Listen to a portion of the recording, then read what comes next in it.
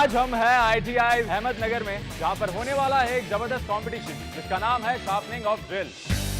आज हुनर की बाजी का टास्क है शार्पनिंग ऑफ ड्रिल। ड्रिल को बार बार यूज करने से उसका पॉइंट घिस जाता है, जिसे वापस शार्प और नियमित तेज करना पड़ता है। घर, ऑफिस से लेकर बड़े बड़े कारखानों में इसका प्रयोग मेटल, वॉल या लकड़ी काटने में होता है। इसको जज करने का पैरामीटर होगा पॉइंट एंगल, जो 118 डिग्री होना चाहिए, तभी ड्रिल से छेद किया जा सकता है। और साथ ही फिनिशिंग भी जरूरी है। टास्क की समय सीमा है 30 मिनट। टास्क के मेंटर हैं राव साहेब। तो चलिए देर ना करते हुए उन तीनों शेरों को बुला लेते हैं और खेलते हैं उनके बीच में ये कंपटीशन।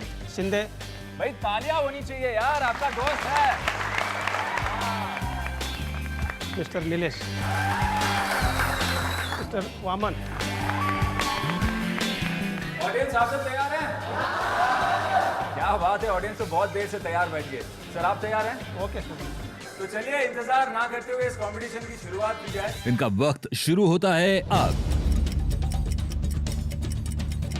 सेफ्टी गियर पहनने के बाद ही सब हुनरबाज लग गए हैं काम पर।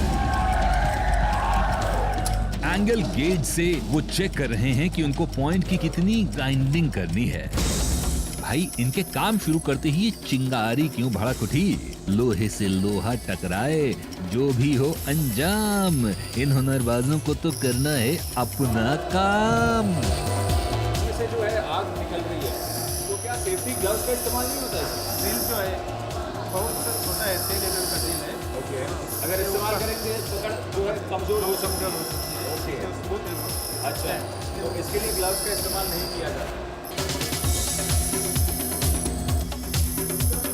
भाई प्रदीप, नीलेश और सचिन जरा ध्यान रहे, कहीं घिसते घिसते मेटल बर्न न हो जाए। और ये आप क्या कर रहे हैं, कौन सा प्रोसेस है? रफ ग्राइंडिंग कर रहे हैं। रफ ग्राइंडिंग कर रहे हैं, पर आप तो वो कुछ मेजर नहीं कर रहे हैं। मैंने देखा आपके जो कॉम्पिटिटर्स हैं वो मेजर किए जा रहे हैं, और पहले उसको ग्राइंडिंग करना पड़ता है। तो अभी आपको मेजरमेंट लेने की जरूरत नहीं है? अभी नहीं। अभी नहीं है फिलहाल। ओके, बाद में जरूरत पड़ेगी। इन हुनरबाजों के पास टास्क में जरूरी मशीन तो है ही, साथ ही एंगल को बीच बीच में चेक करने के लिए एक इंस्ट्रूमेंट भी मिला है। हुनरबाजों, उस इंस्ट्रूमेंट का भी जरा यूज करते रहिए। सर ये क्या है? ये कूलेंट बोलते हैं इसे कूलेंट बोलते हैं। कूलेंट बोलते हैं। सोल्यूबल ऑयल है वो। अच्छा, हाँ, वो जब ग्राइंडिंग होता है तब हीट जनरेट होता है। हाँ, टूल्स ड्रिल जी, में जी। उसको ठंडा करने के लिए अच्छा, डुबाना पड़ता है वहाँ। ओके। टास्क का आधे से ज्यादा समय निकल चुका है और अब इन हुनरबाजों के पास बचे हैं सिर्फ 10 मिनट। जरा जल्दी जल्दी हाथ चलाइए। कितना हो गया भाई साहब आपका? पूरा पूरा हो गया है? सर आप देख के बताइए कि कहाँ तक पहुँचेगी। इनका कहना तो ये पूरा पूरा बस खत्म करने वाले हैं। कितनी जल्दी? 10-12 मिनट लगेंगे आपके मेंटर कह रहे हैं। दोस्त कॉन्फिडेंस रखना, बट ओवर कॉन्फिडेंट मत होना, है ना? जानते हैं जनता की राय कौन जीतेगा? प्रदीप जीतेगा। आपके हिसाब से कौन जीतेगा? प्रदीप जीतेगा। क्यों जीतेगा? क्योंकि सर उसकी स्किल पर हमको भरोसा है। ओके, तो आपके हिसाब से प्रदीप तो हो सकता है इस कंपटीशन में पीछे रह जाए? नहीं रहेगा। चलिए देखते हैं ऑडियंस का ये कॉन्फिडेंस, प्रदीप इस कंपटीशन को जीत पाते हैं नहीं जीत पाते। हम चलते हैं कॉम्पिटिटर्स की ओर, वो कुछ एक्साइटिंग सा कर रहे हैं। आ जाइए। ये देखिए, नीलेश और प्रदीप अपने अपने ड्रिल को इंस्ट्रूमेंट की मदद से कितने गौर से परख रहे हैं, क्योंकि ये हुनरबाज ना तो अपने काम में गलती करना चाहते हैं, ना टास्क में।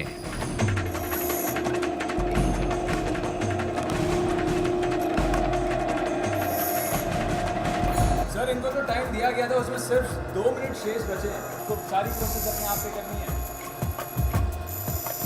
आपने कंप्लीट कर लिया है? 2 मिनट बचे हैं उससे पहले ही।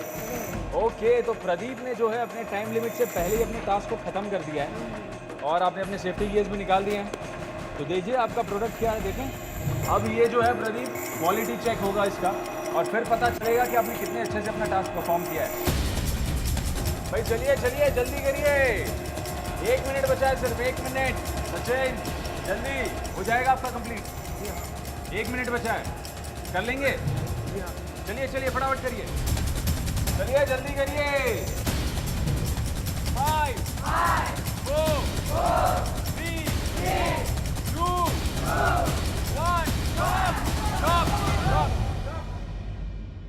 तो चलिए चलते हैं और हमारे जो बाकी दो कॉम्पिटिटर्स हैं नीलेश और सचिन, उनसे उनकी प्रोडक्ट यानी कि फाइनल जो उनका ड्रिल है उसे कलेक्ट करते हैं। नीलेश, आपका कंप्लीट हो चुका है, खत्म हो गया आपका टास्क। ओके, आप बहुत ही कट टू कट थे, आपका टाइम बिल्कुल ही अप हो गया और तभी आपने कंप्लीट किया। दिखाइए अपना प्रोडक्ट। ये है, आपको लगता है ये कंप्लीट है? तो सर ये है नीलेश का प्रोडक्ट, ये उनका ड्रिल है और अब इसे जो है क्वालिटी चेक के लिए भेजा जाएगा। अब चलते हैं सचिन के पास और देखते हैं कि उन्होंने कितना अच्छे से कंप्लीट किया है। आइए सचिन, बिल्कुल डॉट टाइम पे आपने कंप्लीट किया। जी, थोड़ा रह गया। थोड़ा रह गया पर टाइम ड्यूरेशन था इस कंपटीशन का और उस ड्यूरेशन में आपको टास्क कंप्लीट करना था और आप कह रहे हैं कि उस ड्यूरेशन में आप कंप्लीट नहीं कर पाए, थोड़ा रह गया है। चलिए ठीक है, अब हम सचिन का जो ड्रिल है उसे मेंटर के पास दे देते हैं और क्वालिटी चेक में जाएगा ये और फिर पता चलेगा कि आपने कितना कंप्लीट किया और कितना बाकी रह गया है। तो ये है इन तीनों कंपटीटर्स का ड्रिल जो इन्होंने तैयार किया है। 30 मिनट का इनके पास ड्यूरेशन था। तो मेंटर सर, अब इसे क्वालिटी चेक किया जाए और फिर पता चलेगा जिन जिन पैरामीटर्स के आधार पर हमने इनको टास्क दिया था उनमें ये कितना खरा उतरे हैं। इस टास्क को जज कर रहे हैं वाइस प्रिंसिपल DL सदफ जी और हमारे मेंटर राव साहिब, जो बारीकी से सारे पहलुओं को देखकर इस नतीजे पे पहुंचे हैं कि कौन है वो हुनरबाज जो जीतेगा इस हुनर की बाजी को। तो फाइनली अनाउंस करते हैं उस एक कॉम्पिटिटर का नाम जिसने इस कंपटीशन को जीता है। पहला नंबर जो है वो प्रदीप काया है। थोड़ा सा चल के आजा मचल के आजा तू कर ले आ कर ले। प्रदीप, कॉन्ग्रेचुलेशंस। तो चलिए सर, हमारे जो विनर है इनको सर्टिफिकेट देके फेलिसिटेट करते हैं। अब प्रदीप अपने साथियों की उम्मीदों और सभी पैरामीटर्स पर खरा उतरते हुए बन गए हैं हुनरबाज और इस सर्टिफिकेट के साथ साथ इनको मिलेगी DGE&T ministry of labour and employment के NCVT अप्रूव्ड सिलेबस पर आधारित ये किताब। हम हैं असली प्रिंसी। इरशाद है, छोटी छोटी जल की बूंदें सागर को भर देती है, छोटी छोटी जल की बूंदें सागर को भर देती है, बालू की रज नन्ही नन्ही सुधार भूमि रच देती है। भाई वाह सनी, तुम भी रचना करने लगे हो। अब नॉट एग्जैक्टली मेरा नहीं है बट मुझे आइडिया था ही कि ये लाइंस तुम्हारी नहीं होगी। अच्छा जी, नाउ लेट मी ट्राई। हाँ, ऑल द बेस्ट। जैसे एक एक बूंद मिले तो सागर, नॉट बैड। धागा धागा बुने तो चादर, क्या बात है। हर एक छोटी कोशिश मिलाकर पाया उस क्षितिज के पार जाकर। क्या बात है प्रिंसी, यार ये तुम्हारा है? हाँ, नहीं, हाथ मिलाओ। क्या बात है, क्या बात है, सच में तुम्हारा है? नहीं ठीक है, वैसे ठीक है। वैसे लाइंस अपनी हो या किसी और की, उसे बोलने के लिए भी स्किल्स, हुनर की जरूरत पड़ती है। और वैसे स्किल्स, हुनर की बात करेंगे प्रोडक्शन और मैन्युफैक्चरिंग सेक्टर से जुड़े L&T के CEO एंड MD मिस्टर के वेंकटरमणन से आज हुनर की बात है।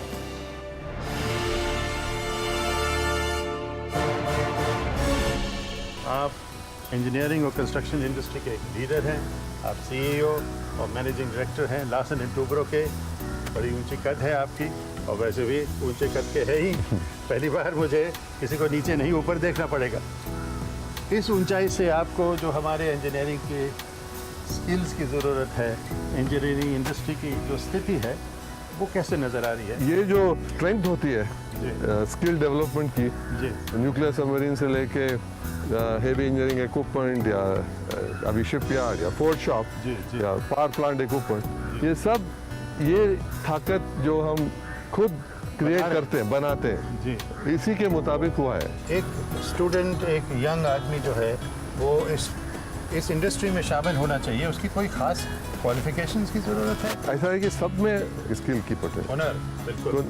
और कुछ लोग में छुप रहती है और जब ट्रेनिंग और उसमें फोकस देते हैं खुल जाती है। 2 किस्म के ट्रेनिंग शेड्यूल है हमारे हुनर के वास्ते। एक जो 10th क्लास पास करके आते हैं उनका 3 साल का ट्रेनिंग है जो हमारे खुद की बेसिक ट्रेनिंग सेंटर में हो जाती है, जिसमें वेल्डिंग, फिटर और 2 साल में ITI के मुताबिक हो जाता है। अच्छा, और जो ITI के लोग लेते हैं उनको 1 साल का ट्रेनिंग होता है। मतलब इट इज़ ऑलमोस्ट लाइक वो जिस तरह से शॉप फ्लोर पे जो एक ट्रेनिंग होती है वो अभी आप उनको दिलाते हैं। बिल्कुल। किस तरह के जॉब्स उसके लिए अवेलेबल होंगे इंडस्ट्री में, और वो क्या पा सकता है अगर ये ITI की ट्रेनिंग लेके फिर इंडस्ट्री ज्वाइन करे? ऐसा है कि हम जब कोई नई फैक्ट्री नई लोकेशन में स्थापित करते हैं, जैसे अभी हजीरा में हम लोग पावर प्लांट की जो BHEL के सिमिलर पूरे पावर टरबाइन, बॉयलर, पाइपिंग सब एक साथ स्थापित की थी।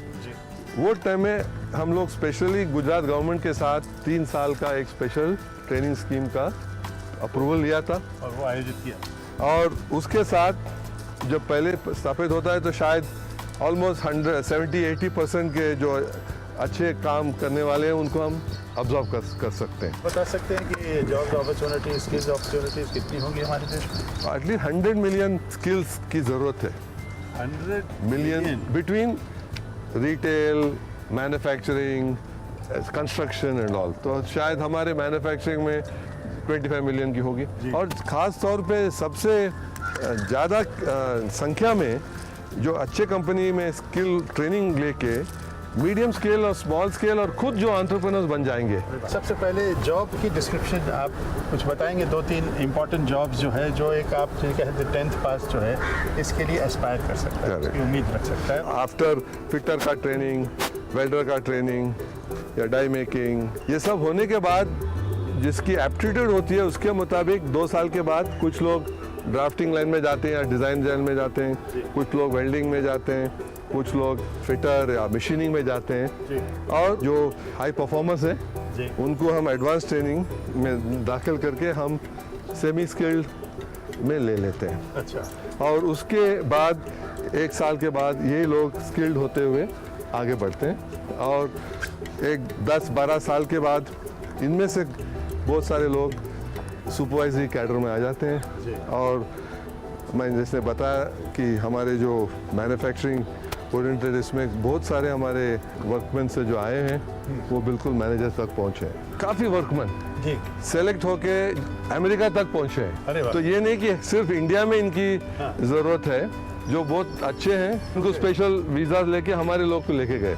मुझे बताइए फिर, और मिडिल ईस्ट में तो इनका हमेशा ज़रूरत है। जैसे कि विदेशों में एक इज्जत है, वोकेशनल ट्रेनिंग की इज्जत हमारे देश में क्यों नहीं? और एक इम्पॉर्टेंट चीज़ चाहिए, सर्टिफिकेशन। हमारे लेबर मिनिस्ट्री से जो अभी सर्टिफिकेशन और कोर्स करिकुलम की जो चेंजेस आ रही है, इसके बाद वो होगा। तो अभी जब इसकी जरा कोशिश करें, और जैसे हम लोग एक लेवल में IIT, IIM बनाए, अगर हमारे लेबर एम्प्लॉयमेंट ने वही तरफ अपने स्टेट्स में ऐसा सर्टिफाई करके रिकग्नाइज करके हुनर के वास्ते भी स्किल के एरिया में ऐसे हाई लेवल कॉलेजेस स्थापित करें और सेंटर स्थापित करें जहाँ सर्टिफिकेशन सेंट्रली होता है, ऐसा ही हुनर के वास्ते भी चाहिए।